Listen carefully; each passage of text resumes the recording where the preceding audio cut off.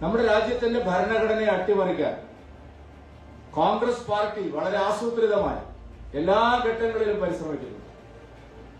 ഭരണഘടനാ ശില്പിയായിട്ടുള്ള ബാബാ സാഹേബ് അംബേദ്കർ തന്നെ ഭരണഘടനയിൽ ആർട്ടിക്കിൾ 370 എഴുതി ചേർക്കുന്നതിനെതിരായിട്ട് ശക്തമായ നിലപാടായിരുന്നു സ്വീകരിച്ചത്.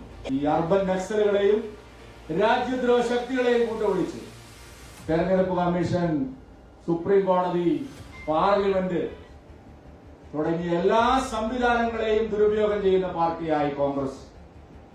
ആ കോൺഗ്രസിന് കൊടപിടിക്കുന്ന ഇടതുപക്ഷം, അർബൻ നക്സലുകൾ, തീവ്രവാദികൾ ഇവരെല്ലാം ചേർന്ന് ഭരണഘടനയെ തകർത്തുകൊണ്ടിരിക്കുന്ന സന്ദർഭത്തിലാണ് രാജ്യം ഇന്ന് ഭരണഘടനാ ദിനമായി ആചരിക്കുന്നത്. ഭരണഘടനയെ സംരക്ഷിക്കാൻ, രാജ്യത്തിന്റെ ഭരണഘടനയെ സംരക്ഷിക്കാൻ ഈ രാജ്യം ഒറ്റക്കെട്ടായി നിൽക്കും എന്നുള്ള പ്രതിജ്ഞ പുതുക്കേണ്ട ദിവസമാണ് എന്നുകൂടി സൂചിപ്പിക്കുന്നുണ്ട്. രാജ്യത്തിന്റെ ഭരണഘടനയെ സ്വന്തം ജീവനേക്കാൾ സംരക്ഷിക്കാൻ ഞങ്ങൾ പ്രതിജ്ഞ പുതുക്കുന്നു എന്നുള്ള സന്ദേശം നൽകണമെന്ന് ഞാൻ വിനീതമായി അഭ്യർത്ഥിക്കുന്നു.